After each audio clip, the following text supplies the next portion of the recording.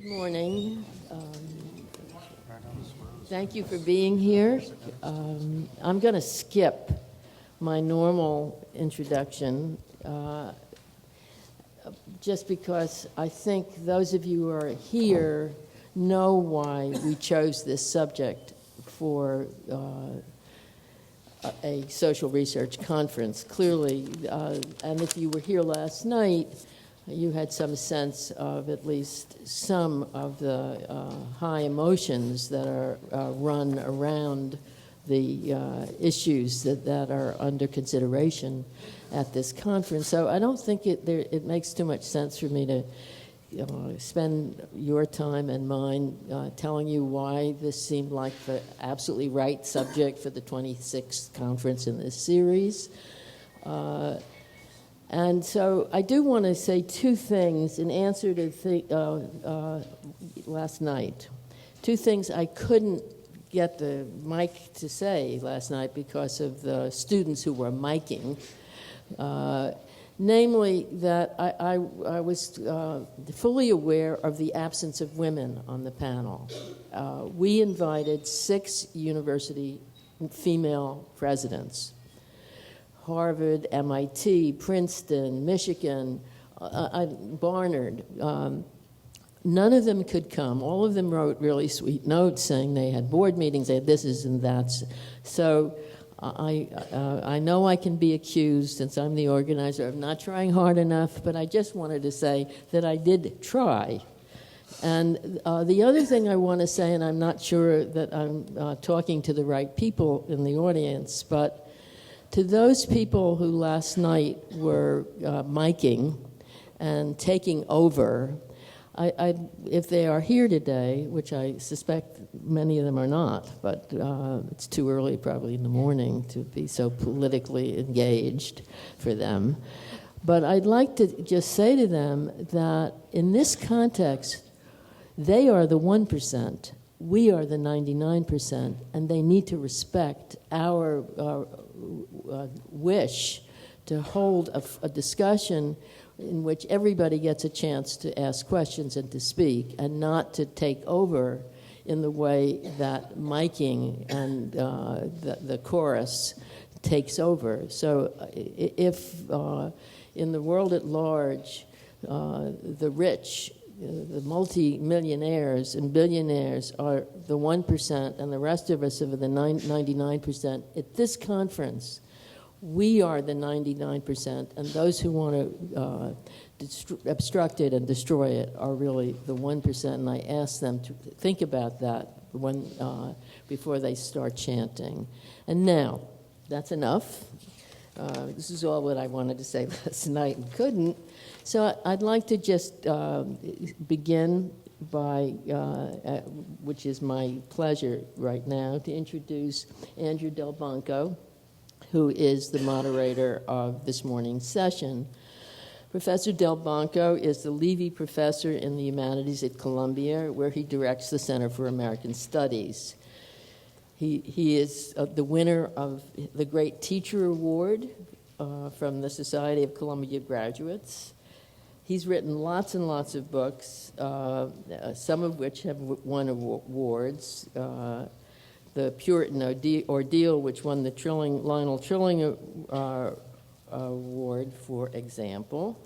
And probably most germane to today's conference is the fact that he wrote a very interesting and provocative article in the New York Review of Books last year, and he is in the process of finishing, a book on undergraduate education entitled, I believe, College: What It Was, Is, and Should Be, which will be published by Princeton Press. So he's a perfect moderator for our conference, and it's now my pleasure to let him take over.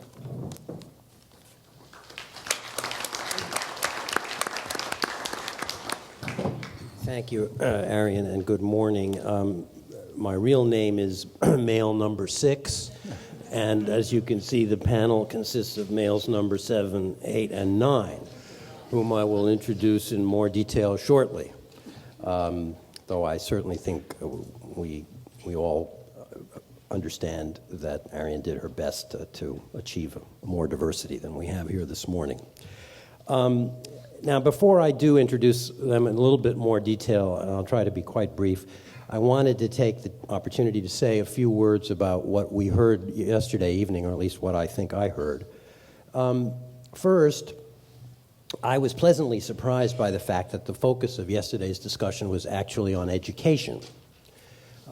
This is not to be assumed at conferences of this type, in my experience, since the fact is that at many universities, especially the most prestigious ones, which are well represented on our panel this morning, the primary mission is often understood to be research, while the education of students, especially undergraduate students, tends to be a byproduct or a sideline.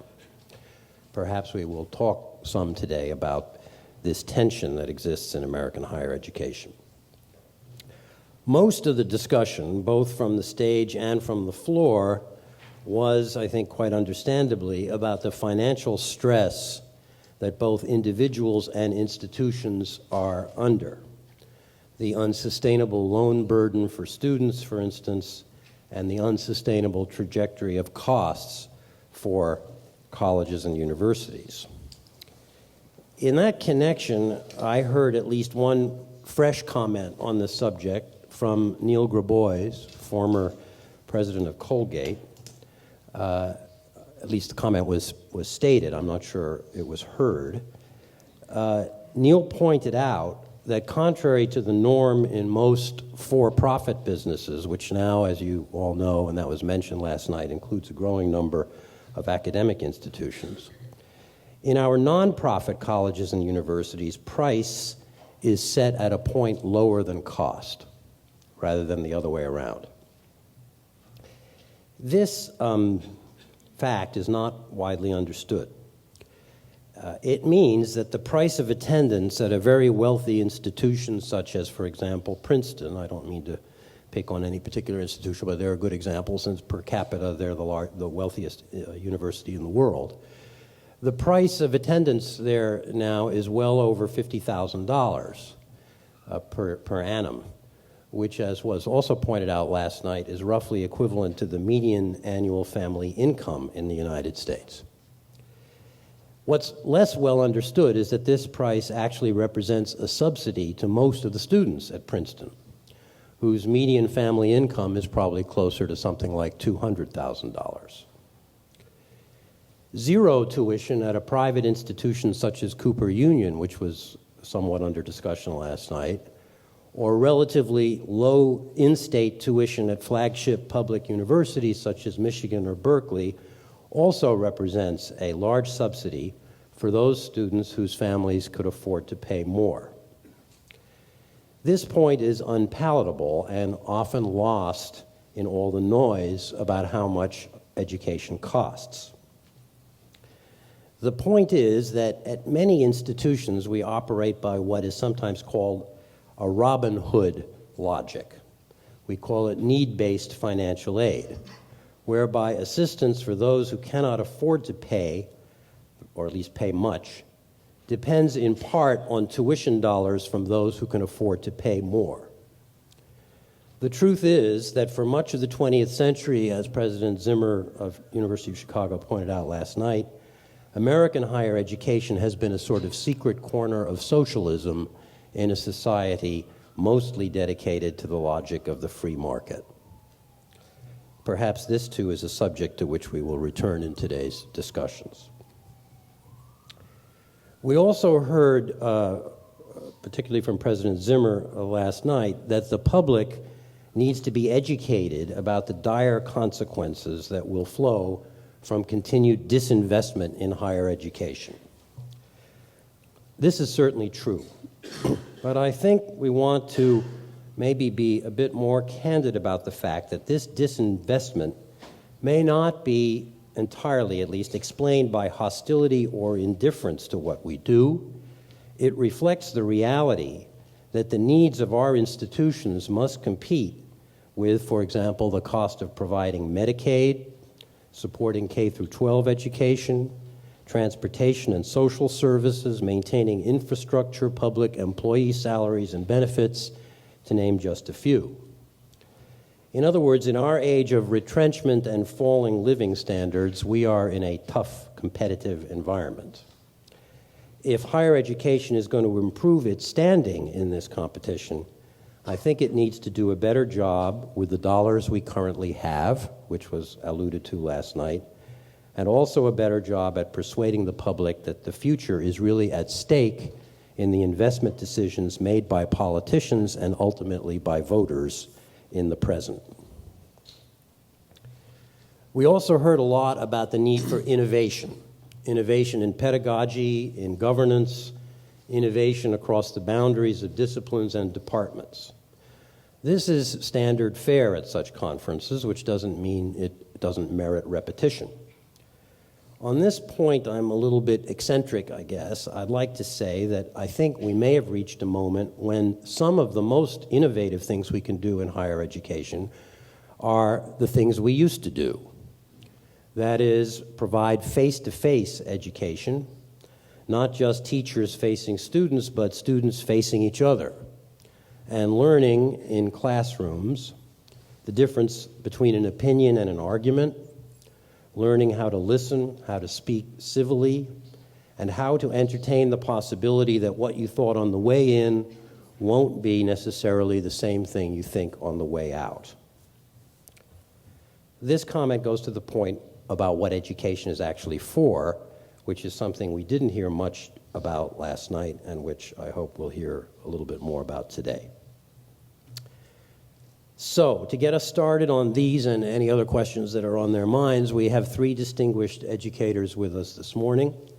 First to speak will be James Duderstadt, who is president of one of our great flagship public universities, the University of Michigan, from 1988 to 1996, where he was succeeded all too briefly from the point of view of some people up in Morningside Heights by Lee C. Bollinger, now president, I believe, of Columbia University.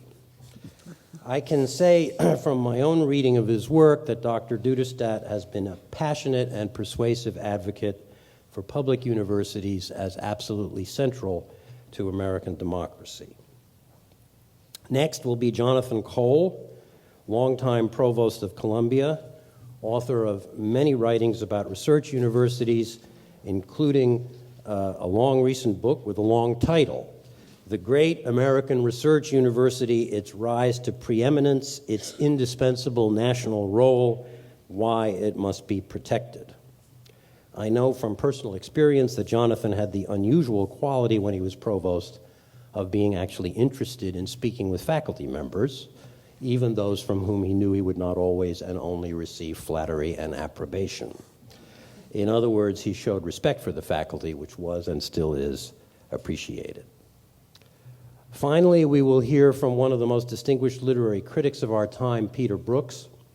Professor Brooks taught for much of his career at Yale, is now at Princeton. He's the author of many celebrated books on subjects ranging from Henry James and Sigmund Freud to, more recently, the intersection of literature and law. Perhaps best known among them is his widely admired Reading for the Plot. I don't know what the plot of his remarks will be today, but I believe he will speak to us about the challenge to the humanities posed by what might be called the new assessment regime under which we live. So the last thing I'll say is that I'm going to take my role as timekeeper seriously, as I've already indicated to the panelists. Each speaker has been allotted 20 minutes. At 15 minutes, I will give a 5-minute warning, and at 20 minutes, if he's still speaking, I will ask him politely to conclude. The purpose of this policy is to allow for discussion among the three speakers and for comments from the floor. Thanks very much.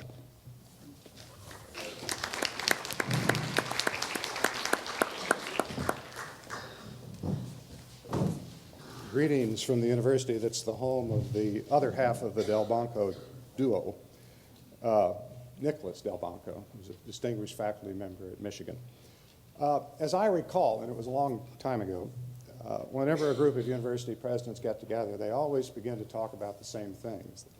They usually begin with money, it's not enough, then politics, too much. Next comes up the subject of students. Where are they? What are they doing? And then finally, and unfortunately for far too many these days, intercollegiate athletics. It takes a bit of nudging to get them up to the 100,000-foot level where they begin to look at a broader expanse of what's happening and what's challenging higher education. But here again, they tend to home in on the same issues, the economic challenges faced by the nation, the states, and hence their institutions, changing demographics, the millennials, Generation Z, and so forth, inadequate public investment, the emergence of powerful market forces, particularly the for-profit sector of higher education, inadequate public understanding of the importance of universities. Now, these are not likely to be the dominant challenges 20 to 30 years from now, but nevertheless, they're challenges that we need to address today in order to get to that period 20 to 30 years from now with the quality of our universities intact. So what I would like to do is begin first by making some comments about the here and now, not so much about what the issues are, but rather what might be done about them. And I will use a very contemporary perspective, because right now I'm a member of a congressionally mandated study by the National Academies of Science, Engineering, and Medicine on the future of the American Research University. We received a charge for this study about a year and a half ago. It was considered as the follow-on to a study the National Academies did in 2005 on American competitiveness. It was entitled Rising Above the Gathering Storm. And it actually, by miracles and hard work, led to legislation, the American Competes Act. This new effort uses similar language. It begins by noting that American research universities are admired throughout the world, having contributed immeasurably to our social and economic well-being. Our universities, to an extent unparalleled in other countries, are our nation's primary source of long-term scientific, engineering, and medical research, to align it with the academies. We are concerned, said Congress, that they are at risk. And so they asked the academies to form a committee that would come forward with recommendations, not simply to the federal government, but to the states, to business and industry, broader stakeholders, and to universities themselves. It's a very interesting committee. It's kind of divided down the middle between leaders of higher education from the usual suspects, Stanford, Harvard, MIT, Michigan, Texas, Virginia, University of California, and so forth. And then the other side, primarily from the business sector. In fact, it's chaired by Chad Holliday, former CEO of DuPont and currently chairman of the board of Bank of America. Now, the final report is just going through the review process. In fact, one of the members of our panel was a part of that review team, Jonathan Cole, but also we were all required to read his book, and he gave us a tremendous presentation during some of the testimony that we took. Because we're coming out of review right now and will not release the report until probably February of early next year, I'm under an embargo, but what I will do is give you a sense of what we heard in the testimony, along with a hint, hint, wink, wink. First, what became obvious from the testimony is that federal policies no longer place a particular priority on university research and graduate education, which were our real focuses in this National Academy study. Furthermore, the states, with weakened economies and aging populations, also have pulled back, neither being capable or in many cases willing to continue to support these institutions, the public institutions, at world-class quality. Business and industry have largely abandoned basic research, ceded that to universities, but have really not joined with them in a cooperative and supportive role to sustain that activity. And finally, as we heard last night and again today, research universities themselves have failed to achieve the cost efficiency and productivity enhancement that we expect in today's demanding environment. It's a time of crisis to many, but that's also perhaps a call to action. Interestingly enough, at earlier times in our nation's history, it was the federal government itself that stepped forward. Almost exactly 150 years ago, during the early year of the Civil War, with the Morrell Land-Grant Act, which joined the federal government with the states to create new kinds of universities, land-grant universities capable of educating the working class, and then the applied research that energized our agricultural and industrial economy and made it the powerhouse of the 20th century. 80 years later, emerging from the Great Depression of World War II, Congress acted once again through a plan laid out in the last days of World War II by Vannevar Bush and a committee that stressed federal support of basic research and graduate education, led to the creation of the National Science Foundation, and really to the American Research University as we understand it today. Today, our nation faces new challenges, a time of rapid and profound economic, social, and political transformation generated by our increasing dependence on knowledge and on innovation. And so once again, it's time not simply to take action, but to reaffirm and recommit ourselves to this partnership that had such an impact over the last century and a half. This will require several things. It will require commitments from each of the partners, the federal government, the states, business and industry, and higher education. It will require a restructuring of current policies and practices, and it also will require investments. Preferably, these various actions by various partners should be interlinked so they provide not only reinforcement but incentive for one another, that are sufficiently flexible to recognize the great non-homogeneity and differentiation, diversity among our institutions, that recognize the importance of supporting the comprehensive nature of the research university, spanning the full spectrum of academic and professional disciplines, since these all interact together in an increasingly multidisciplinary world. And finally, a recognition that what the recommendations from this Academy Committee will launch is a decade-long effort, or perhaps longer, during the early stages in a weak economy, primarily focusing on policy changes and practices, and over the longer term, hopefully resulting in increasing investment in these very important missions. Now, we were asked to come forward with 10 recommendations. As in most studies like this, we came forward with about 25. And since we had a CEO as chair of the committee, he demanded we reduce this to 10, and that was one of my jobs. We drew very heavily on the testimony that we received. That testimony suggested a number of things, but at the top of the list was the very simple action of funding what had already been authorized through the American Competes Act, which was authorized and then reauthorized last December with the goal of doubling the support of basic research. It also would have made a very significant investment in K-12 education. There are other issues before us. You can't have a study like this without having universities, and particularly their Washington representatives, beat on you about the awkwardness of federal research policies, particularly indirect cost recovery, but as well regulation. Interesting to note that these were in sync with an effort by the White House right now being reflected in studies by the Office of Management and Budget to significantly restructure just those issues. Finally, an issue that came before us was the current federal policy in how international students at the graduate level were handled, which we educate them at significant expense and then we chase them out of the country rather than invite them to join us. So those are areas that recommendations may occur in. For the states, we estimated that the loss in state support since the 1990s among the nation's public research universities amounts to somewhat over $25 billion a year. Now, it's, I suppose, appropriate that we urge the states to restore that, but to be honest, we don't think there's a snowball's chance in hell that they're going to be able to do it or willing to do it for at least a generation. So while you may see a recommendation urging them to do that, you'll see probably another recommendation saying, well, look, if you can't fund them adequately at world-class levels, at least give them the agility, the autonomy, the ability to adapt to that. In a sense, to say it's bad enough to starve them to death, but to strangle them in the process is adding insult to injury. What about business and industry? Well, here the difficulty is that that relationship is still very much one of a consumer and a supplier. Universities supply talent, they supply intellectual property, and the consumer is industry. Instead, that has to evolve into a true peer-to-peer relation, almost a business-to-business collaboration in which a different kind of relationship forms. Finally, universities themselves, they have to make significant commitments, we believe, for some of these other possible recommendations to gain traction.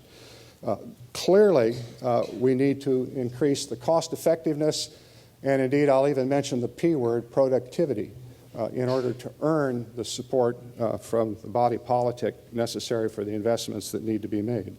Doctoral education needs reform. The attrition rate and time to degree is clearly unacceptable in this country, and we've got to address that.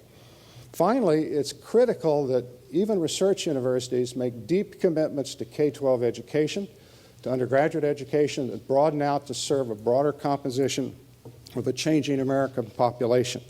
These are also recommendations that certainly should be on the table. The recommendations that will likely come out of this committee early next year will require significant policy changes, productivity enhancement, and investments on the part of each member of the research partnership. But we believe that this balanced program is necessary for future prosperity, health, and security of America. Now, having set aside the to-do list for the next decade or so, let me move beyond that and mention a few things that might affect the future of the university over the longer term. I suppose I could kind of move out a bit further above 100,000 feet and look at global issues, an age in which knowledge and innovation drive the world economy, globalization, demographic change, global sustainability. These are terribly important issues, and they will be discussed throughout the day. So I'd like to go even further out. Has-been university presidents are usually exiled to a part of the universe I call the presidential Oort cloud. It's about a light year from the academic enterprise, where we're out of sight, out of mind, but just as the Oort cloud performs, we occasionally can launch a comet in that kind of shakes things up. So let me suggest 3 or 4 of those comets. The first one is globalization of higher education, not internationalization, which we see and have seen throughout the history of American higher education, international development, but rather a situation in which universities become what you might call universities in the world and of the world. That is, they expand their activities so they compete in a global marketplace for human talent, for assets perhaps, for influence.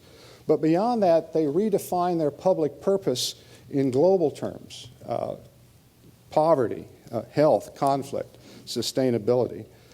In a sense, you're seeing some of this in New York with both NYU and Columbia. Carnegie Mellon is engaged in this, MIT. Stanford maybe, but on the other hand, if you distract them by giving them a chunk of Roosevelt Island, it'll probably be a generation before they can look overseas again.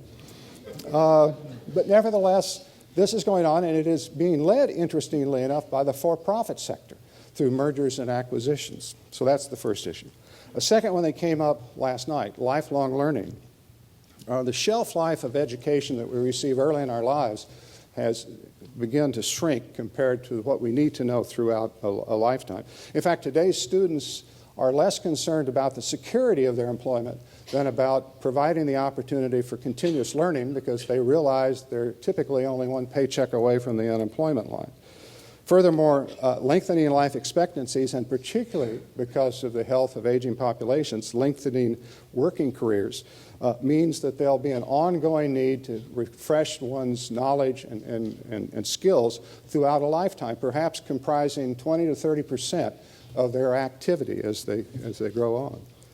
Just as other critical moments in the nation's history, federal initiatives that at one time expanded educational opportunities to the working class, which was the Morrill Act, and then later the GI Bill, which educated the population at large, need to expand yet again. In fact, it's time for the United States to take bold action, completing, in a sense, these earlier efforts to provide all American citizens with universal access to lifelong learning opportunities as essentially a civil right rather than a privilege, enabling participation in a world that's increasingly changing and based on knowledge. Now, interestingly enough, this was the most important recommendation in the Spellings Commission, which nobody seemed to notice.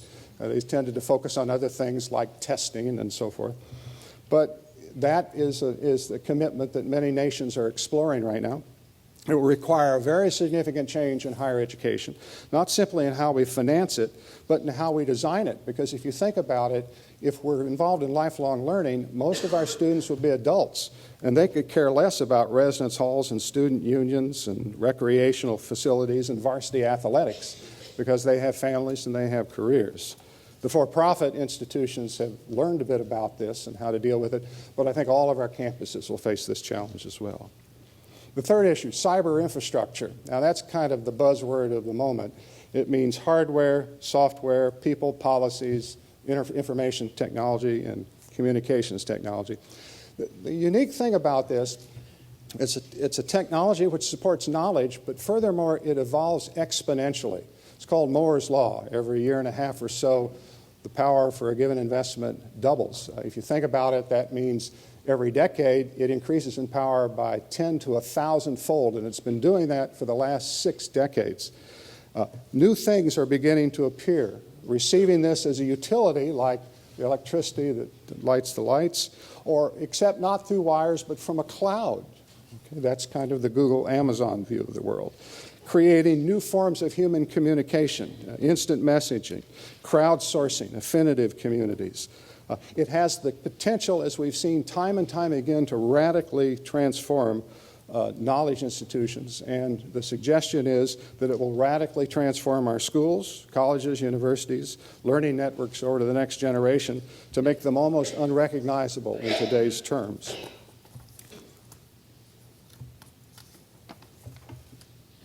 There's another aspect, however, that relates to this that I think is not so clearly seen yet.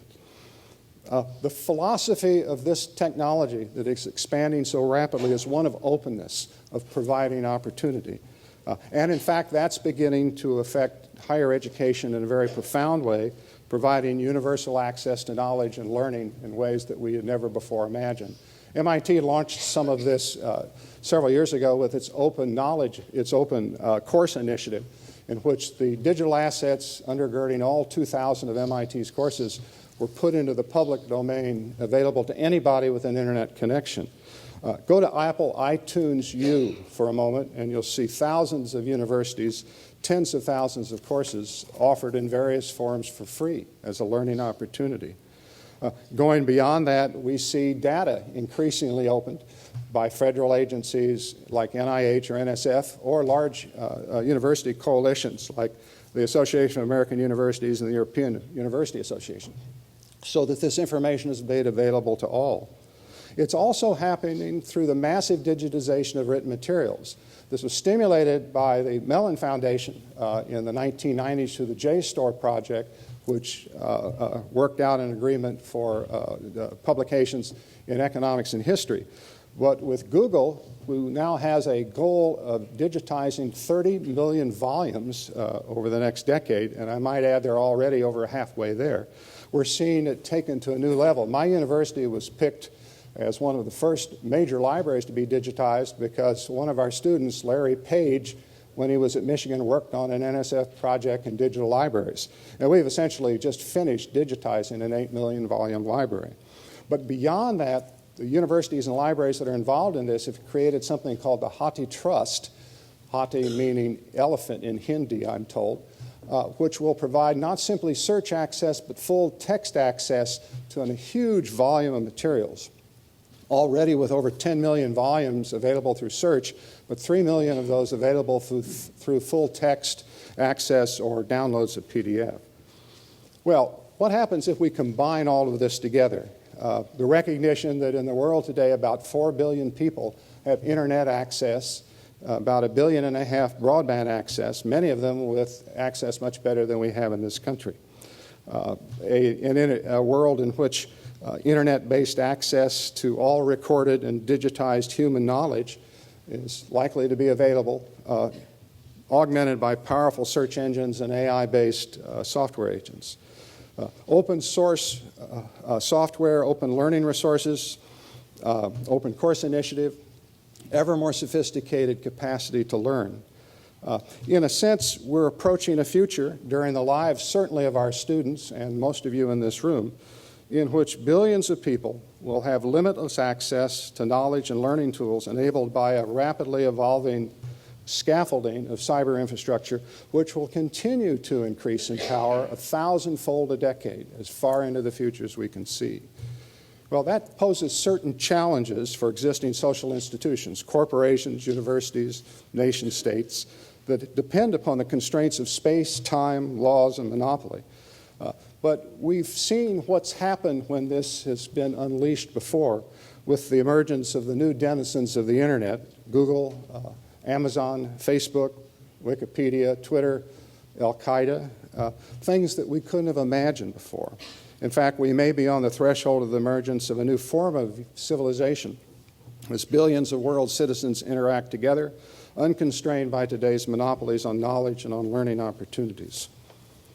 Well, how does it affect the university? I mean, if you look at the university, we heard this last night, it looks very much as it has for decades. Indeed, if you're in Europe, for centuries.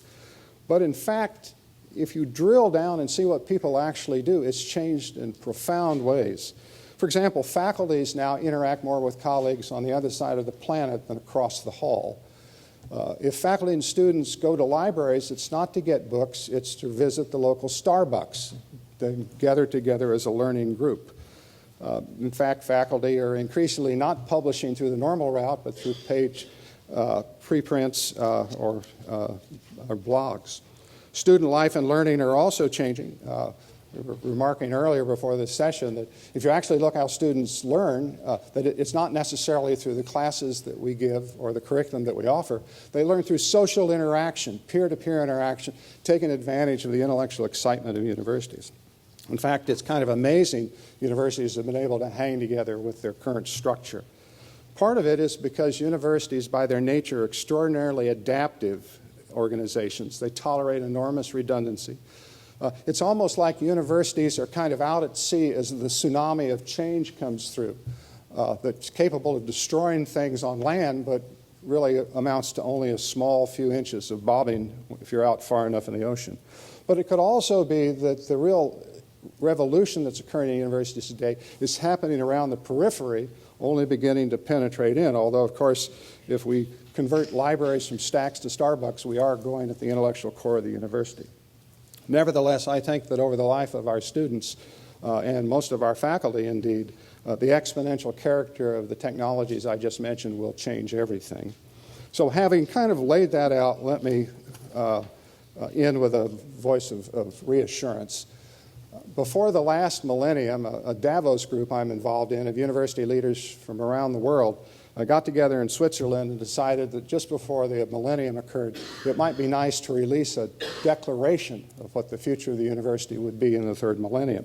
Fortunately, among that group was Frank Rhodes, who many of you know Frank know as one of not only the great lecturers, but one of the great writers of higher education leadership. And so let me conclude by quoting for you the last paragraph that Frank Rhodes drafted for this declaration for the future of the university in the new millennium. For 1,000 years, the university has benefited our civilization as a learning community where both the young and the experienced could acquire not only knowledge and skills, but the values and disciplines of the educated mind. It has defended and propagated our cultural and intellectual heritage while challenging our norms and beliefs. It has produced the leaders of our governments, our commerce, and our professions.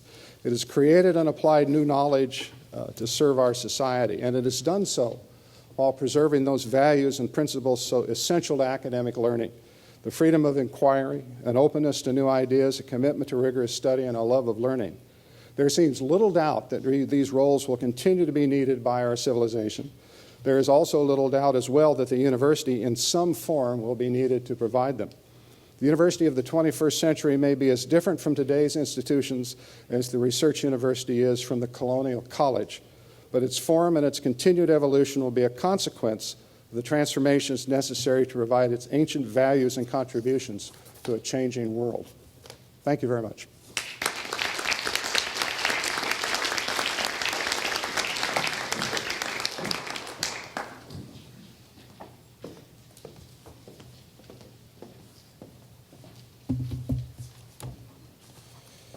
Good morning to all of you, and thank you, Andy, for your introduction. It's a pleasure to be with you here today, and I want to highlight a few features of today's great American universities that are elaborated at great length in my book of all of 600 pages, and that I will not try to recount to you this this morning. In fact, I'm interested in not only just blueprinting some of the aspects of distinguished higher education, but also to give you some sense of the future of what I believe should be a discussion of the normative aspects of the university 25 or 30 years from now, without any interest on my part of predicting what will actually be the nature of these universities, but trying to work out what a great university or the idea of the university 25 or 30 years from now ought to be, and that is the subject of my current work and a book that I'm currently writing. Let me try to bring those of you who are not familiar with my book on the Great American University up to speed very quickly and then move to the future.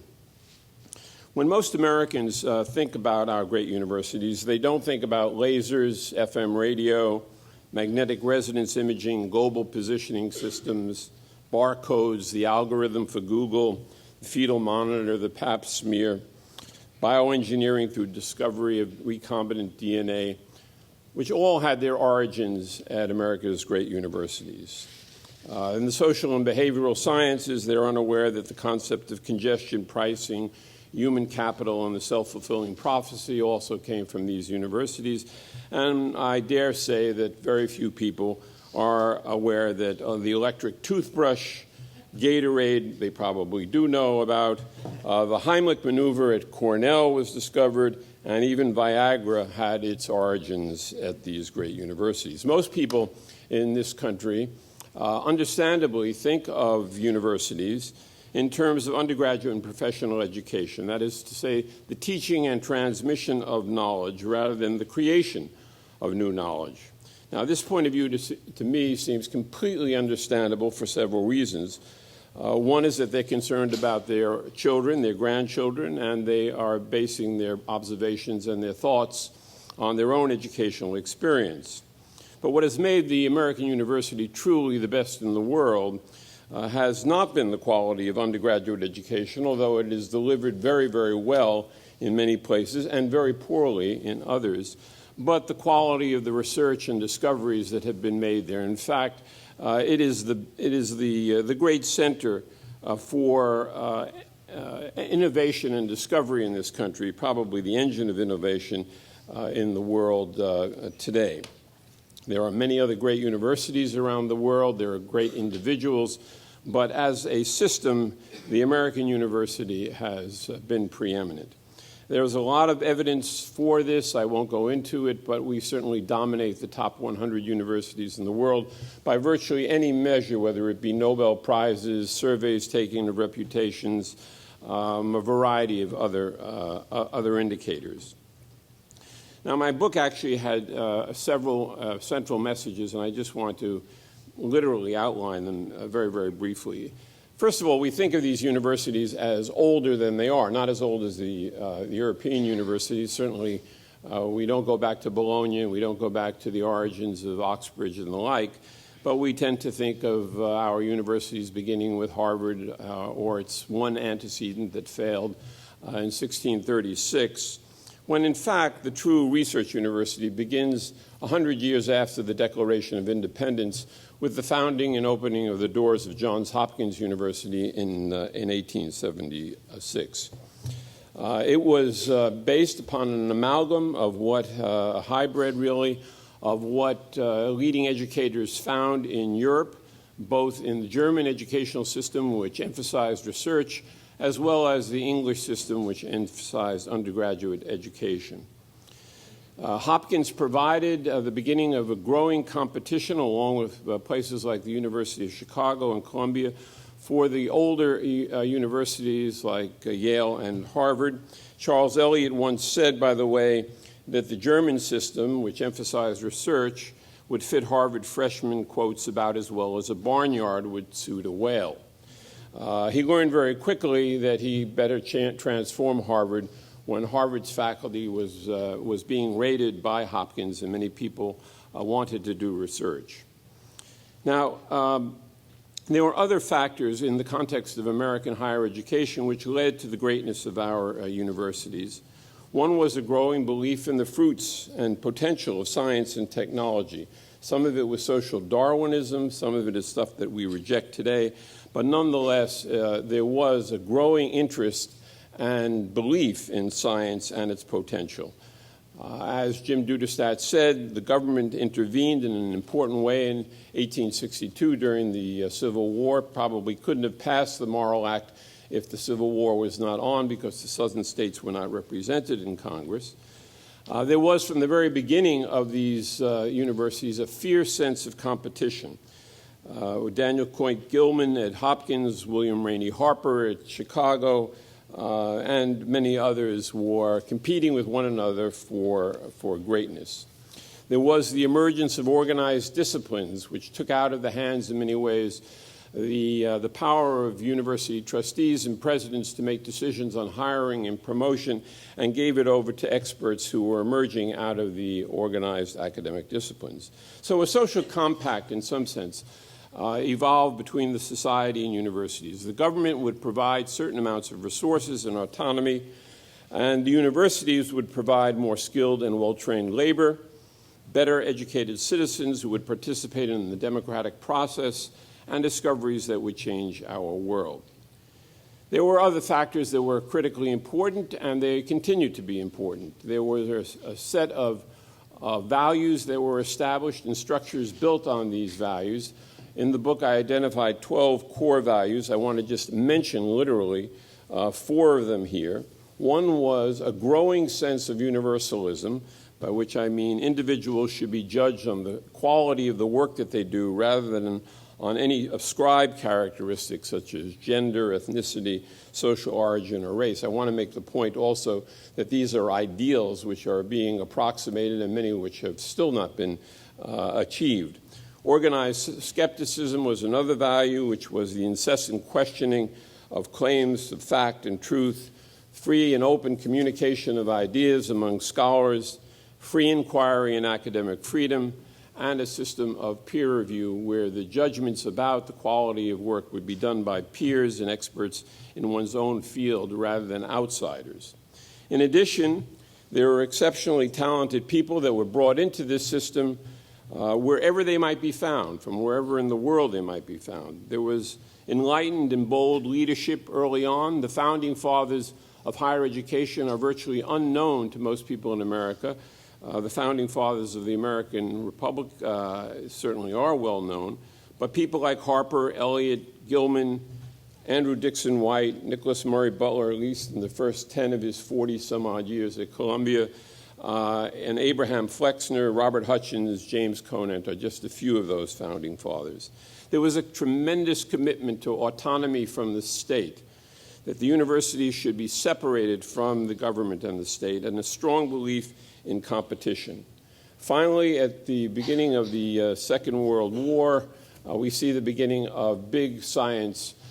This was, by the time the Second World War came around, the values were fairly well established, the structures of American universities were fairly well established, and really they have been altered only minimally ever since.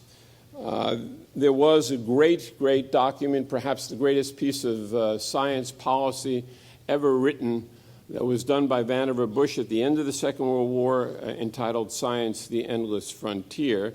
The key elements in the work by Bush and a set of committee members, Bush did it basically all. In fact, he even gave the questions to President Roosevelt, but delivered the report ultimately to President Truman, since the report came after the death of President Roosevelt. But the key idea was that they would use taxpayer money to support fundamental research through our universities, that they would outsource the research to universities. They would not build structures within the framework of our government national laboratories, and they would work with universities to develop new knowledge. There was also a close and committed relationship between research and teaching at these institutions.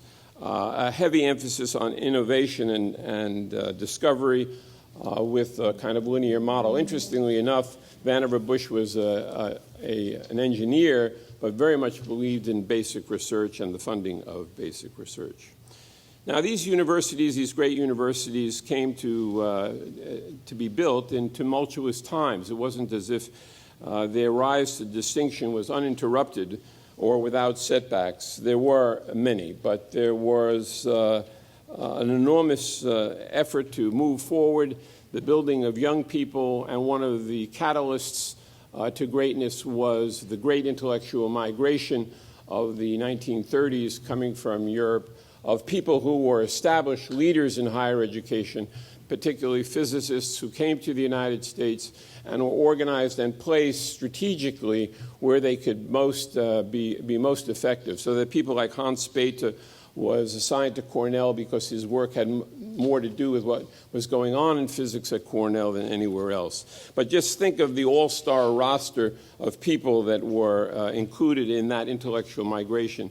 Not only Einstein came a bit earlier, but great people like Leo Szilard, Max Delbruck, Paul Lazarsfeld, Hans Bethe, Enrico Fermi, Theodor Adorno, Thomas Mann, Bertolt Brecht, Mies van der Rohe. There was a new chemistry, in short, that was established.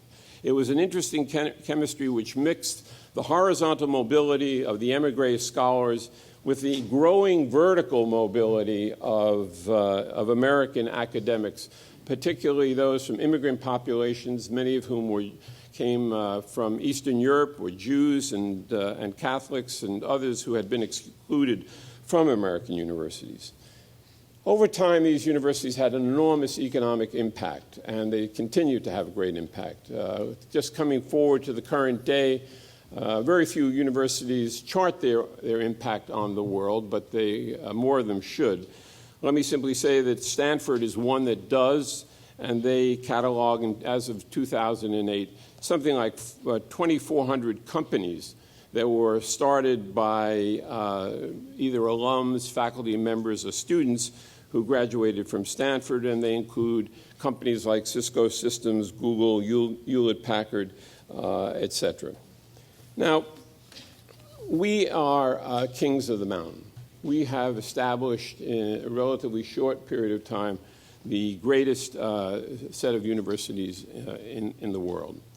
So we face a paradox, and an interesting paradox. We have the greatest universities. They're the engines of innovation. Why don't we just stay on the top of the mountain and wait for somebody to try to topple us off of that? Well, I think that there are threats to the university that exist, and also there is a need to adapt our universities so that they can reach their full potential. Let me just outline a few of the things which I think ought to be done. I'm saying ought to be done if we're going to remain great as universities, both public and private. One, I'm not worried about global competition. I think global competition will be very good for American universities and will allow us to increase the rate of growth of knowledge substantially. If anything, the enemy is us, as Walt Kelly's famous pogo has said. We have to protect ourselves from government intrusion of ideology into the universities, and certainly during the Bush administration, there are many examples in which there was increased surveillance, restrictive visa policies, scholarly publications requiring prior review, and the politicization of science and the rise again of anti-intellectualism in America. I could give you many examples, and during the question and answer period, if you have questions about this, let me return to it. At the state level, there is really a dismantling of the great public systems of higher education. We heard some of this about this last night. We should talk about it some more, but the fact of the matter is what very few state legislators understand is that it's infinitely harder to rebuild greatness once it's been dismantled and then to maintain it as it is. Now, there are a whole bunch of internal threats to the universities, including the commercialization of intellectual property, disparities of degrees of richness of universities, problems with the herd of independent minds, too much political correctness within these universities and nothing to combat it, threats on academic freedom. But let me finally turn in the couple of minutes that remain for me to the idea of the university within 25 or 30 years, what it ought to look like. Let me get rid of a few things that we can discuss further if you wish. One is there is a great need for additional resources, but it's not going to come quickly. As Jim suggests, it is much more apt to come over the next decade or so. There's a need to invest in our universities not as a discretionary part of the budget, but as a mandatory part of the budget. And we don't think of it that way, and congressmen and state legislators don't.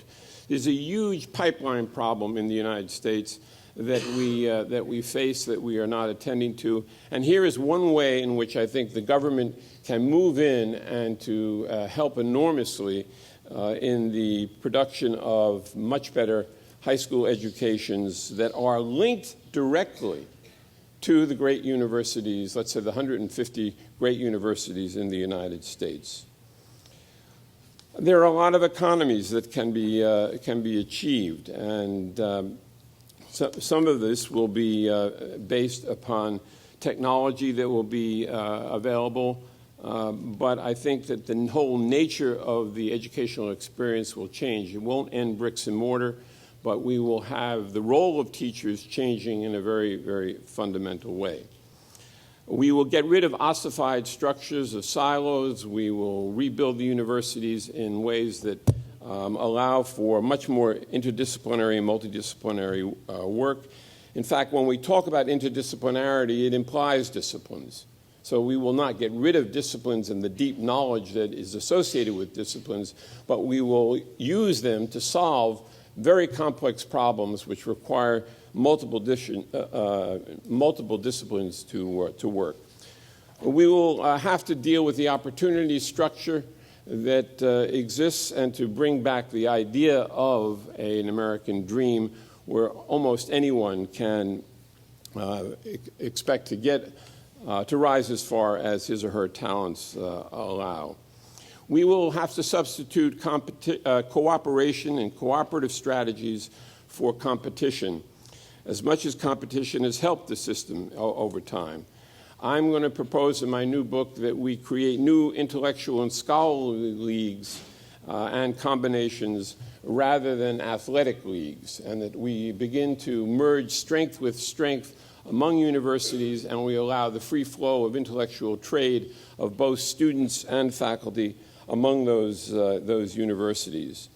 We will have the de facto merging of departments, and we will have universities without borders, and there's a need to train students in the new foreign languages of other cognate or adjacent disciplines so that the very superior researchers can effectively collaborate to solve very complex problems. I will argue that we need to completely rethink our admissions process. We've handed over the admissions process to people who are trying to maximize scores on U.S. News and World Report rather than the way in which a class should be shaped and formed, which is based upon a real reading of Gardner's idea of multiple intelligences and putting together those multiple intelligences. We are going to have to reassess some of our values, and we should do that, and we will do that. I'll talk more about that if you would like. Andy is giving me the signal, so I had better conclude. To prevent the herd of organized minds, we're going to need far greater emphasis on the value of organized skepticism, and we're going to have to teach students how to, in fact, be skeptical about what are claimed to be facts, what they read in the Science Time or any other journals. And we will produce a new culture of learning that will be based partly on technology that will make this possible, but we will go beyond that technology as well. There will be a new role for teaching. It will be much more seminar kinds of interpersonal relations, and we will have fewer large lectures. If we have one great teacher of constitutional law and 8 mediocre teachers teaching the 1,000 students at Harvard Law School on constitutional law, why can't we use the great teacher, the master teacher, to teach all of them, and then have smaller sections to discuss various aspects of it. And then finally, I just want to end by saying that I think we haven't rethought one aspect of the university for hundreds of years, perhaps thousands of years, and that is the physicality or the physical nature of our universities.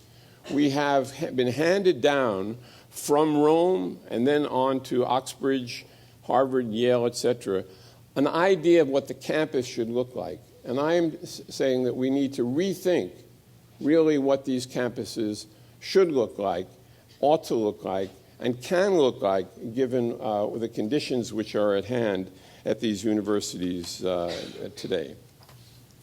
So anyway, let me conclude by simply saying that I don't see any reason why the United States shouldn't be able to maintain its dominant position among great preeminent research universities. There continues to be an enormous amount of unrealized potential in the system. We should not fear foreign competition, but in fact encourage it where we possibly can. But there are choices to be made. We're capable of blowing it, and if we follow the path being taken by many states in dealing with their great universities, we may well lose the luster that we have. That's the great test that we face, and it remains an open question whether we'll pass it. Thank you.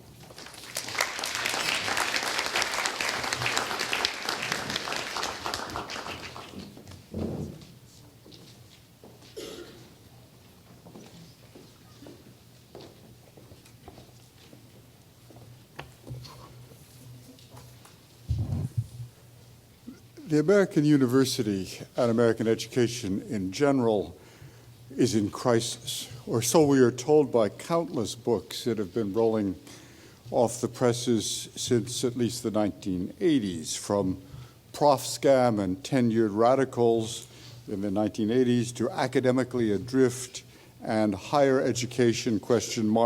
How colleges are wasting our money and failing our kids and what we can do about it. Just to give you a brief sample.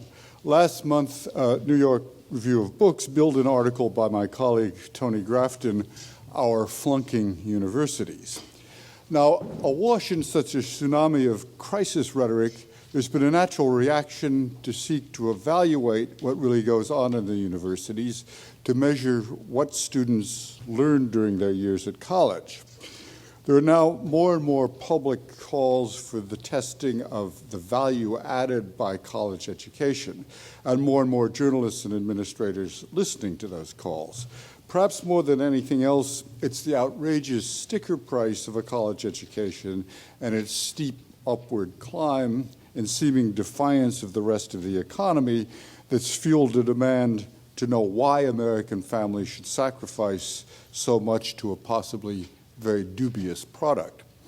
There's even a philanthropy, the Thiel Foundation, which you've probably heard of, that offers prizes of $100,000 to bright students to make them drop out of college and become entrepreneurs on their own, on the theory that college impedes rather than enhances the development of creative ideas. And I find this notion of the Thiel Foundation, which recently announced its most recent grants, to be very disturbing and to represent a general loss of faith in that social compact between society and the university that we were just hearing about. Pause for a moment on the notion of value added that is supposed to be the testable achievement of a college education.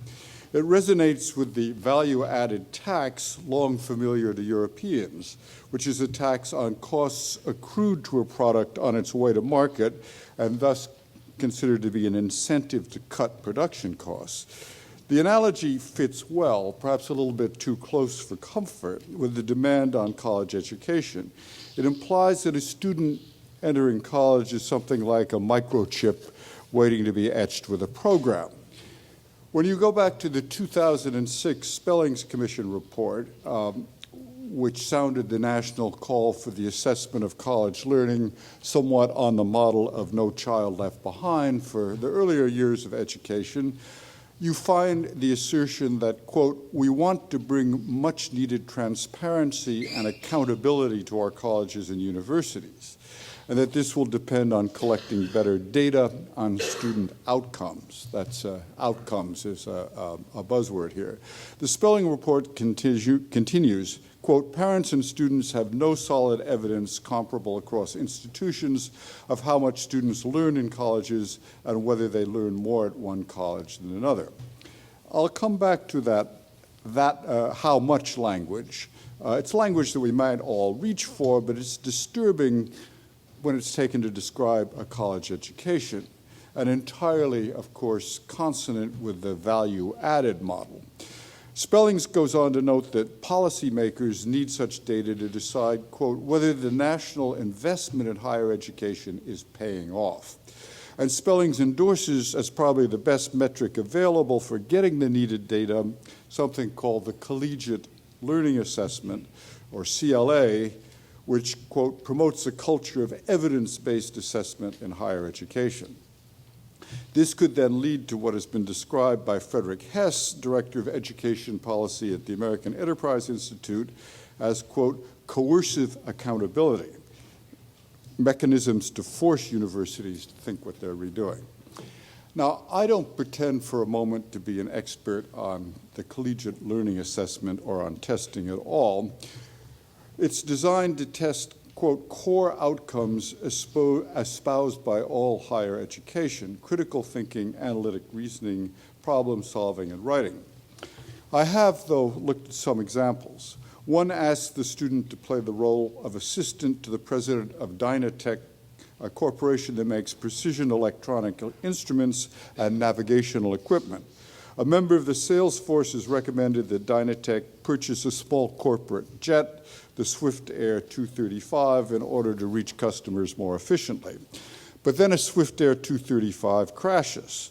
The student is given a set of documents, newspaper articles about the crash, a federal accident report on in-flight breakups of single-engine planes, charts on Swift Air's performance characteristics, an article from Amateur Pilot magazine comparing the 235 to competitive models, and internal company emails on the proposed purchase. The student then has to prepare a memo that assesses the information given and provides recommendations as to whether or not Dynatech should purchase the plane. Now, this is fun. It resembles real-world simulations that a student would work through if he or she took a job with McKinsey Consulting, for instance. And it's very much like the case studies pioneered at Harvard Business School, and now I think pretty much standard in business education. It does test the capacity to assess data, some of it conflicting, to write a report that ought to lay out options with their benefits and liabilities, and to show the process by which one reaches a conclusion on the basis of the available facts and their interpretations.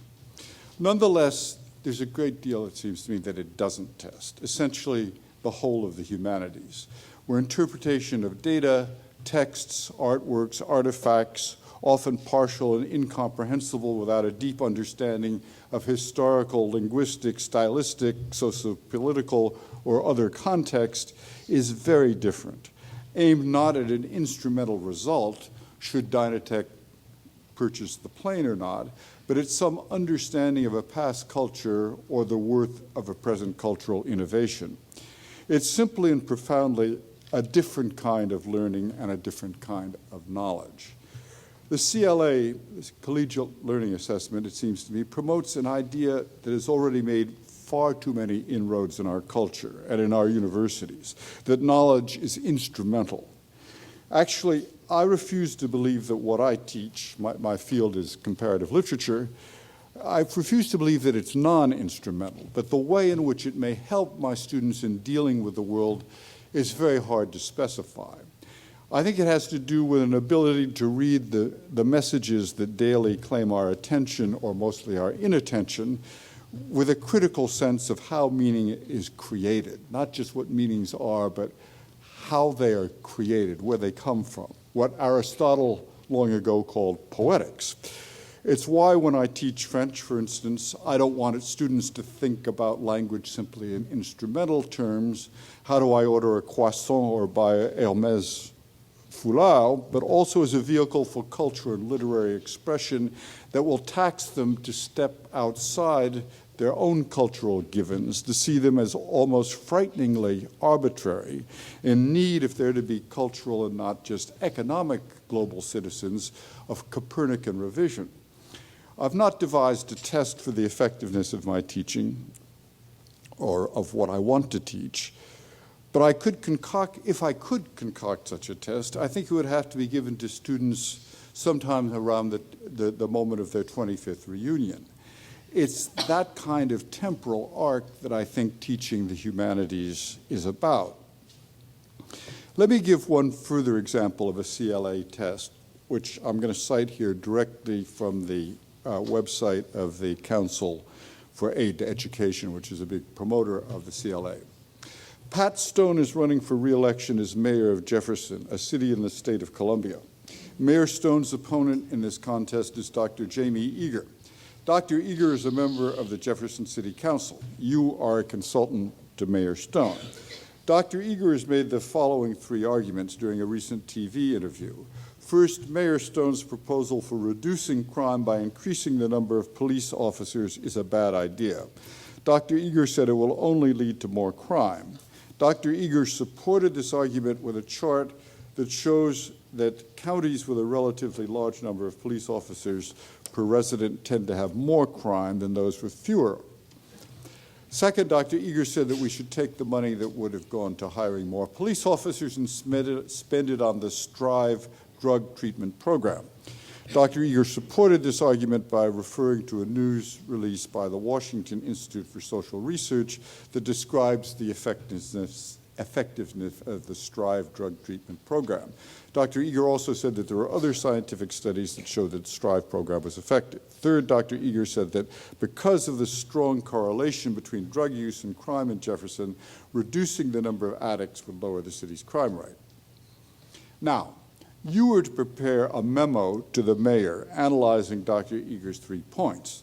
You're given some 7 documents: crime statistics, reviews of drug treatment effectiveness, newspaper articles on which to base your assessment. Again, this is policy-oriented thinking, and in this case, the finding of arguments that will be politically persuasive. This surely has a place in testing critical thinking and argument, but quite a limited one. Is this all that college should be teaching? If we move to outcomes assessments and value-added testing, I fear it may be, and that, as has happened with No Child Left Behind, the outcomes of college learning will be those simply mandated by the test.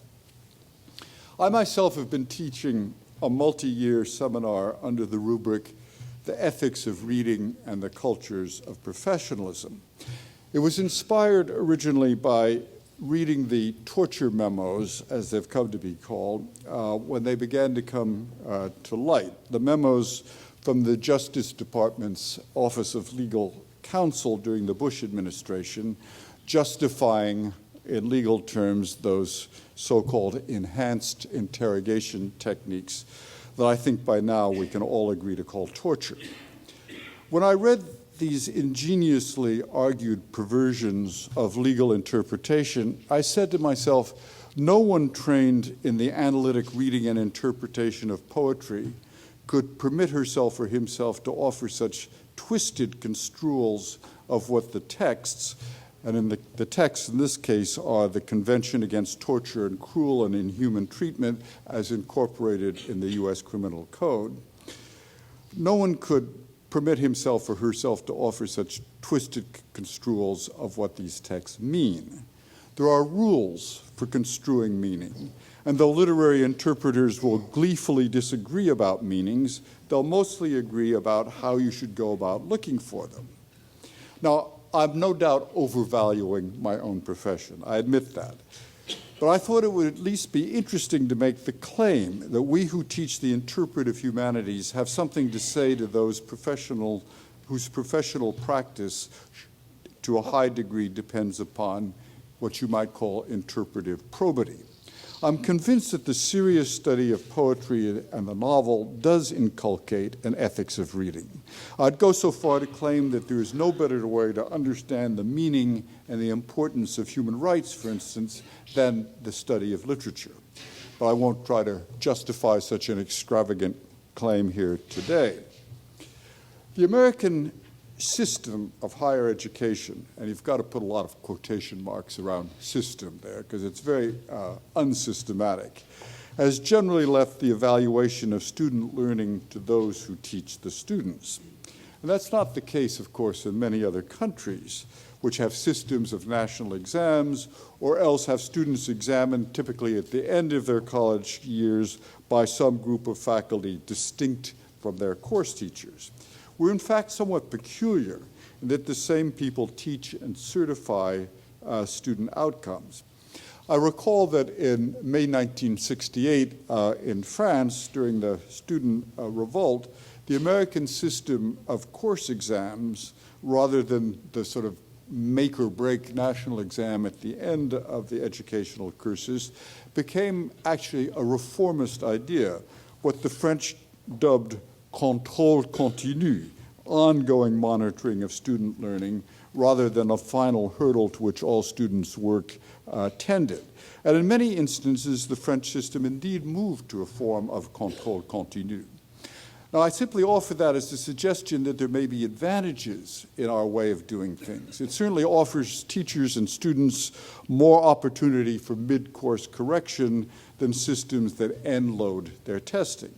And our system, our non-system, allows for the diversity, which is, of course, at the same time, the lack of quality control, which characterizes what we can only call a higher education system, as I said, with lots of quotation marks. No doubt the universal institution of something like the CLA, and I can assure you that there are many bodies, including several well-funded foundations, who are pushing for this. The institution of something like CLA would provide more uniformity in our unsystematic system. Whether that's what we want, rather than some distinct effort to improve the lower echelons of the system, should give us pause. We all should be deeply concerned about the fate of public higher education, which is being savaged by the crisis of state finances and through startling increases in tuitions and fees, failing on the American promise to provide higher education to all those who qualify. There, I think, is the true crisis, and I think the push for CLA is simply masking it. I'd go so far as to make a kind of contrarian argument in the present atmosphere that those parents who are straining their budgets to send their children to the so-called elite colleges and those students who are negotiating the nightmare of acceptance to them are not uninformed customers who need to be told by the U.S. Department of Education that they're wasting their money. On the contrary, I think their behavior is entirely rational. In the great American system of inequality, which is always with us, though much aggravated at the moment by tax and other policies, the rich universities have continued to get richer and to offer more and more. Not just more amenities, though the state-of-the-art fitness rooms and food courts may be excessive, but as well an education that has the luxury of resisting the instrumental and the utilitarian, of preserving arcane subjects, Assyriology, pre-Socratic philosophy, Mycenaean archaeology, that would not survive in a world dominated by CLA. Preserving also a faculty large enough that there could be small seminars and pampered enough that they go about their teaching very often, in my experience, with a sense of joy and dedication. If it weren't for the elite universities and the example they have set, I think American education would be far less good than it is. I want them to continue to have the freedom to flourish. And I want too, and I repeat that this is our real current crisis, for the affordable public sector to continue to be able to strive to rival the elite private universities.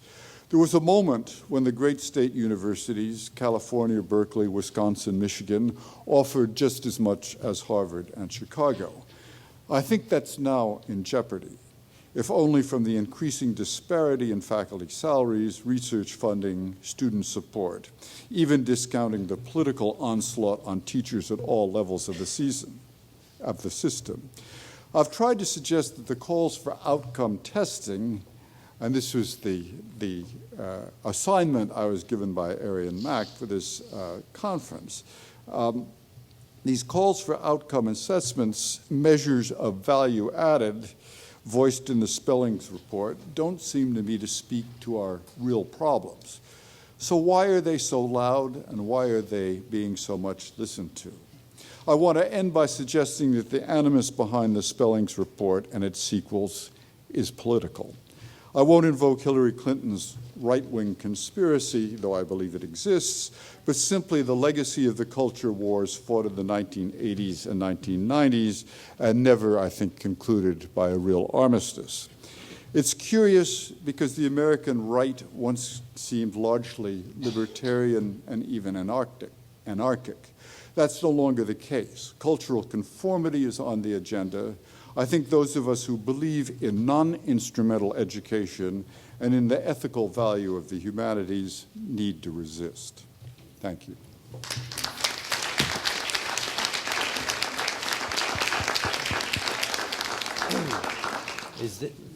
Can this machine be made to work? Is this working at all? Can you hear me without it? Okay.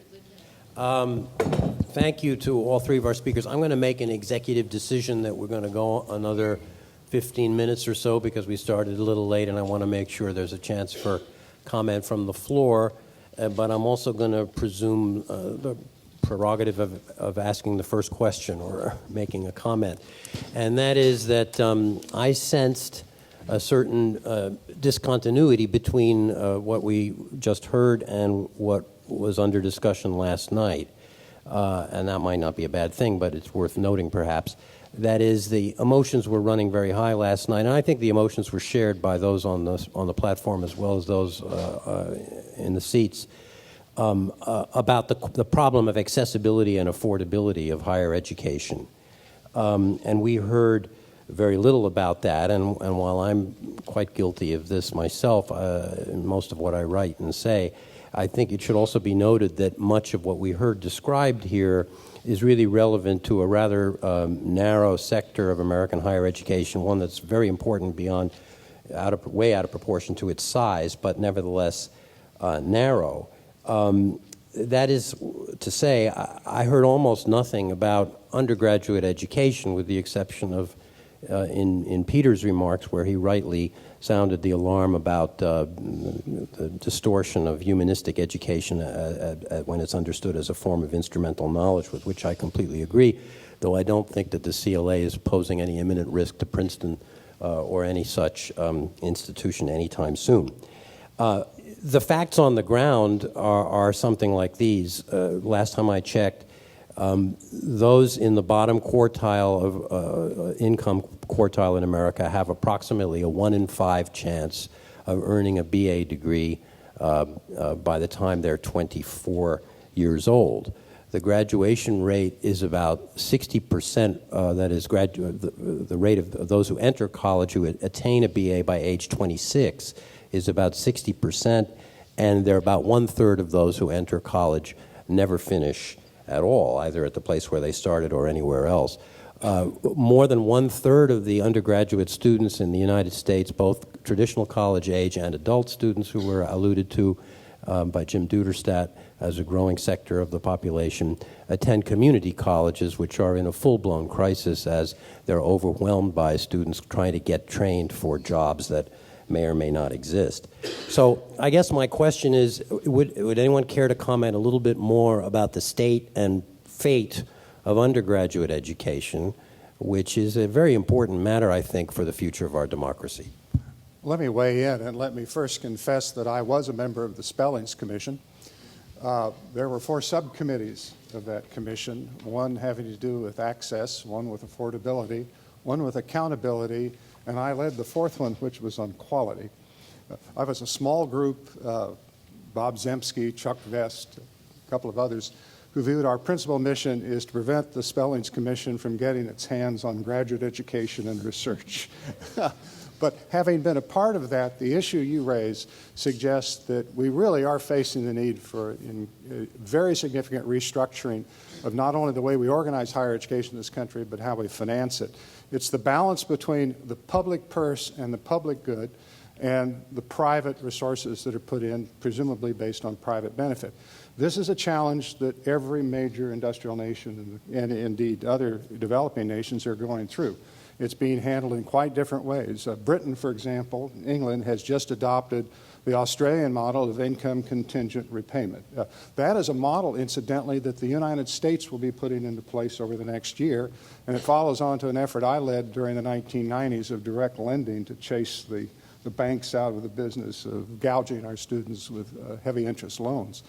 But I think the bottom line is that in a world in which education becomes not something confined simply to early in one's life, but a need throughout their lives, we've got to think in a much more creative and systemic way about how to balance the support of this from our available resources. And I think it's going to take a balance of public and private resources. And I think that the tendency we've had over the last 20 years for the body politic to shift from public good, public support to private benefit and therefore private high tuition support has got to change.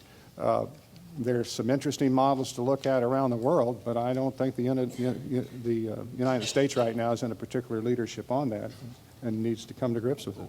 I would just suggest that the whole political climate in this country has got to change radically before we could realize some of those very good ideas. Well, let me just add a few remarks. First of all, it seems to me, as was said last night, and I think was reiterated here by Peter, there's enormous variability in the quality of undergraduate education. When I say variability, I mean within institutions that are providing actually overall high quality undergraduate education, and variability among the various types of institutions. The education is delivered to undergraduates in different ways. I mean, when a youngster at Berkeley simply cannot get into a 1,000-person class and has to stay on for 6 years in order to complete his or her degree, there are real problems that university is facing. At the boutique institutions like the Ivy League Plus, it seems to me that you have enormous variability in teaching and a perception by most of those who do teach that undergraduate teaching is something that they do, but not something that they desire particularly to do, although I think there's a great deal of variability there. I mean, I think someone like Andy would rather teach undergraduates at Columbia than graduate students, so at least that's my perception. As in many cases would I, but there is this enormous differential in commitment and quality. I think at the graduate level at these universities, there's much more hands-on. We never talk about graduate teaching, but graduate teaching in the laboratory and graduate teaching that's one-on-one is much more prevalent than one might think, and is really the basis for an enormous amount of the discovery that actually does take place that comes out of these universities. As for access, it seems to me that some of the state universities really ought to, as was suggested last night, ought to go to a need-blind, full-need financial aid type model if it can possibly work. That is to say, there are many youngsters who want to go to Berkeley or to UCLA who come from families that have very substantial incomes and can afford to pay more than $3,000 or $4,000 or $5,000 or $6,000 for their education. There are many who can afford nothing whatsoever. Who have the talent, nonetheless, to succeed, a talent that this country desperately needs to cultivate unless we're going to continue to rely almost exclusively in the STEM areas for talent from abroad. So we ought to be experimenting with different forms of financial aid to these people who are capable of doing extraordinary work but don't have the means to get into these colleges. And then I do think it simply comes down to values of the general population. I mean, if we refuse to increase taxes if we are spending more on prisons than we are on higher education, that says something about what we value. And while we genuflect to higher education and to education K through 12, it's not at all clear that many of the states in this country are putting their money where their mouth is. Thanks. Just one very quick comment, and maybe someone from the floor wants to pick this up. We also didn't talk much about the professoriate this morning. Last night, the question of tenure came up, which is a very often a vexed and misunderstood subject. But I think an uncontroversial observation would be that we are pretty far advanced in a process where the professoriate has gone from the model of a career to the model of the peace worker. So that something like 2/3 of American undergraduates today are being taught by part-time employees on contingent contracts, or in many cases without benefits. This too is hard to see from the altitude of the institutions that we represent on the stage this morning, but it's a reality, and it's very much a reality for our graduate students. I do like to teach graduate students, but one thing I find about it is that the stress is so high that I need relief by going to undergraduates who think they have a future. All right, we got a couple of microphones. Does anybody want to make a comment or ask a question? I have a question. I'm Greg Britton from Johns Hopkins University Press. A question for Professor Cole. You, at the end of your talk, alluded to the possibility of rethinking the spatial physical environment of campus. Can you say something more about how you envision that in the future? Well, part of it is already being done in the creation of physical structures like BioX at Stanford and others, which acknowledge the fact that to solve complex problems, you're going to have to bring together people from multiple disciplines, so that you won't find a building that is for chemistry, a building for physics, or they're going to build buildings that are much more compatible with the kinds of collaborations that are going on. But I mean, when you see, as I have seen not too long ago, a nanotechnologist and a nanophysicist and Nobel Prize winner at Columbia building a molecule in which he moves a single atom into place for this molecule, and he moves it into place in a Berkeley laboratory. Then you have to begin to rethink the idea of what are the spatial relations among even research groups in the world of higher education. But I was also considering the following kind of fact. The largest building, I don't know how many of you are familiar with this, but the tallest building, I believe, in the United States, educational building, is at the University of Pittsburgh, and I believe it's like 36 stories. The Tower of Knowledge, or the Tower of Learning, is what. Pardon? The cathedral, yes, the cathedral of learning, yes. I stand very much corrected.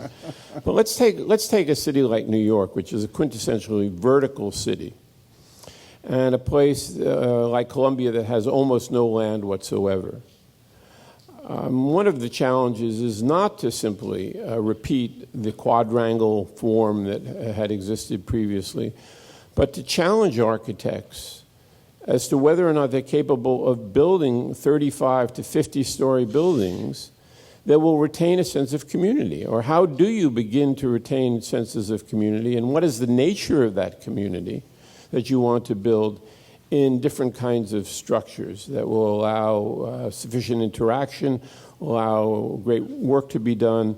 So I'm just saying that it's time for us to really rethink the whole nature of the way in which we build and think about campuses. If you look at the literature, there's one book called Campus that's available that it tries to give some idea about the history of campuses. Most of them are most books are by architects about, how well they've done in building their own buildings at various universities. And there's a book that just came out by MIT Press about MIT's efforts at building a campus for the 21st century. But this is something that has rarely been thought about, and it's time to think that along with the other aspects of rethinking the idea of the university. Sergio Morero, along the topic of universities without borders, what would it take to create an open market for education where students can customize their higher educational experience by taking the course they wanted from the institution they wanted, when they wanted, as they can afford it? Well, Okay. I'm not sure that it's going to be easy to go that far, but you already can do some of that, but you aren't going to get the certification that you're looking for. I mean, if you do download from iTunes, as was being suggested, some of the courses on justice that is given at Harvard, anyone in the world who has a high-speed computer can have access to those courses. There are 1,000 students or so in Memorial Hall listening to them, but anyone in the world can actually listen to them and benefit from them and repeat them and continue to work on them. Now, your question is a broader one, which is really how can you make use of the faculties and the facilities of multiple universities simultaneously and get credit for it, I suppose, or get a degree for it. Well, let me tell you about one of my experiences where I was trying to do some of this when I was provost with Princeton. In fact, I was trying to do a leverage buyout of Princeton since Columbia had all the debt and they had all the assets. But that didn't work very well either. So what I did propose was that we took 2 history departments that were extraordinarily good in their own right, and we merged at least the graduate programs. And when I meant by merge them, it was a de facto merger, not a formal merger. That each of the universities would admit the students that they would normally admit, but those students would be able to take courses at either place, and they would be able to do their dissertations with people at either place. In fact, we would arrange that faculty members from Princeton could spend a year or 2 in New York, and correlatively, faculty members of Columbia who wanted to get away from the big city could go 50 miles south or whatever it is and be at Princeton. Well, the provost there, Jerry Oistrecker, was actually quite interested in this, and so was the president. When we put it to the faculties, it was completely rejected. I mean, there wasn't a single vote in favor of this. I don't know if it ever came to a vote, quite frankly. And it was quite clear what some of the reasons were. They were relinquishing their ability or their right to make appointments. It was probably going to limit the size of the increases in the number of their appointments. There are a whole variety of reasons that they gave for this. I'm convinced that in the coming 25 or 30 years, we will be able to, partly because of technology and partly because of necessity, we will be able to merge parts of universities in ways that will allow the students at those universities to benefit from the strengths that exist at alternative universities. And that's what I meant by creating leagues or leagues of universities that would collaborate with one another rather than compete entirely for talent. Whether you can extend that to huge numbers of universities or any university, I think that becomes very difficult and problematic. I can't see of any easy way of doing that. I very much agree with you. I think the competitive model of American higher education has gotten in the way of that. I mean, each institution wants to be the best and hire the best and keep the best and not share.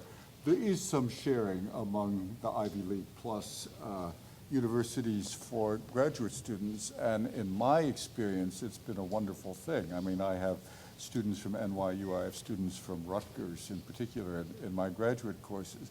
And I think what we need to do, and this would be so easy to do, is go back to the medieval concept of the wandering scholar, and that particularly on the graduate level, students should be free to go anywhere they can find what they need. And it's just the educational bureaucracies we've set up that prevent this. Particularly graduate school bureaucracies, in my experience, are particularly backward looking, and they just need to be swept aside and the whole thing reconceived. Well, thank you for a wonderful session this morning, all of you. My name is William Grassi. I'm a wandering scholar. I mean, there are lots of questions that I have, but let me just, a couple years ago I heard a fact, and you might want to fact check it, but something like 50% of the PhDs that are minted in the sciences every year in the United States begin their academic career at one of the small top 50 liberal arts colleges. And that's a very disproportionate, very small group. So there's a lot of concern right now about STEM education, science, technology, engineering, and math in the United States, both for economic as well as for national security reasons. And I'm just wondering what you think might be the value added, as you said, about these small liberal arts colleges. What goes on there that doesn't go on at the major research universities or the Ivy Plus that is so conducive to creating specialists in science, technology, engineering, and math? Let me respond very quickly. While it is the case that a higher percentage of students from the Oberlin 50 group tend to go on for a graduate study, they are so overwhelmed by the simply larger number of graduates coming from major research universities that the absolute statistic is not correct. I think part of it is that for whatever reason, the students and the best and brightest coming out of many of our elite research universities see their future on Wall Street, and they want to become one of the 1%. In part, it's the way that particularly STEM disciplines respond and view their roles as kind of weeding people out rather than developing opportunities. It's also the case, however, that the absence you talked about earlier, Andy, of having the other gender on this panel. The reality is 60% of the students in universities today are women. In almost all professional schools, they are now the dominant majority, including law, medicine, and so forth. In most of the sciences, biomedical sciences, chemistry, and so forth. The two outliers are physics and engineering. And I think part of the reason for that is that women see those as narrowing disciplines, in a sense, narrowing opportunities, rather than opening up opportunities as, for example, the social sciences and humanities would for them in further study. So these changes are affecting it, but it is a case that it's a serious issue. Universities kind of need to restructure themselves to deal with this. I just want to quickly say I think this question goes to the research teaching tension that I tried to wave at a little while ago. I don't mean this as hanging out dirty laundry. We have, for example, at Columbia, a very fine biology department, but a very small biology department. The teaching load for members of that department is one semester course per year. That doesn't mean that they're lazy or uninterested in teaching, because they spend a lot of hours in their labs in which they are teaching graduate students and postdocs in a certain way. But it does mean that we don't have the faculty to teach the undergraduates who want to take biology courses. So we teach them with adjuncts. And I think they get a different experience at Haverford and Amherst and Williams. I might just add that I think the issue of adjuncts is a very important one, and one that bears some substantial discussion, probably not at the moment, but this is a trend that is very worrisome to me. And, I fought very hard when I was provost at Columbia against the unionization of graduate students, because I felt that basically their teaching was part of their training, and I thought that they were students fundamentally. It's hard to make that case with adjuncts, and it would be surprising to me if there was not a movement towards unionization of adjunct professors, and it would be very hard for an administrator to defend what is going on. But there's another part of this that goes to Andy's initial observation about what was. And one of the things that was, it seems to me, was there were many more PhDs who were teaching and were feeling very rewarded by teaching in secondary schools. And that is almost totally disappeared in the United States. You're considered just a failure if you don't get a job in higher education. And we should be trying to do something to turn that around, especially in the STEM fields, it seems, to produce incentives and really good working conditions for these people to be teaching at a time when youngsters are in enormous formative ages and where they can make enormous differences. We've seen this happen in smaller countries like Finland, but we don't see it in the United States, and it's one of the things that we ought to be thinking a little bit more about. Thanks. Last question. Hi, good morning.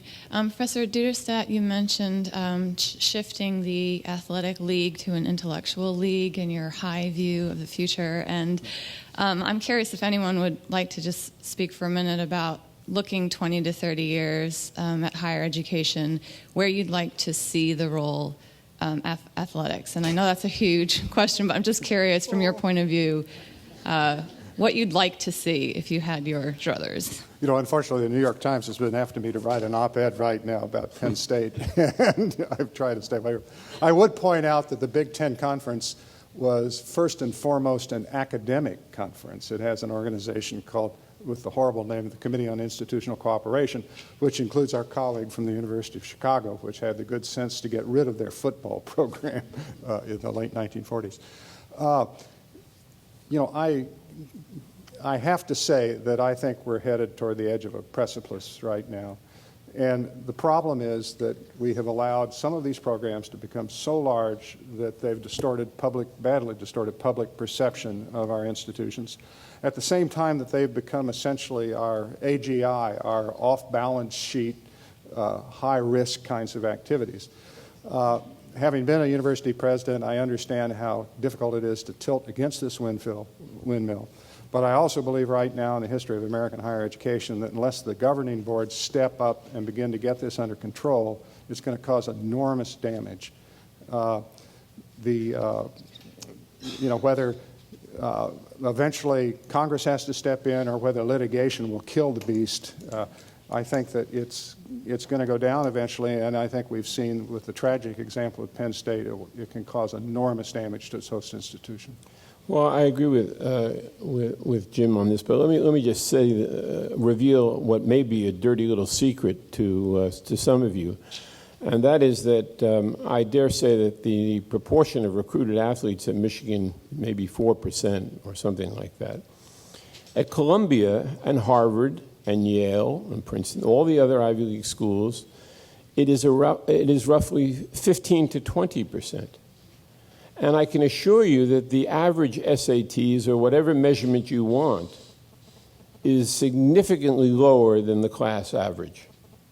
So it is really these elite schools that are giving admissions to a much higher proportion of recruited athletes than the very large state universities. Of course, you know, and it's even more absurd given how poor we are as athletics, at athletics. I speak from experience at Columbia, I want you to know. Our fencing team was pretty good, I would say that. Should I confess that the reason I ended up going to Yale is because I got the first telegram in my life from the football coach. I want to ask you to join me in thanking the three panelists.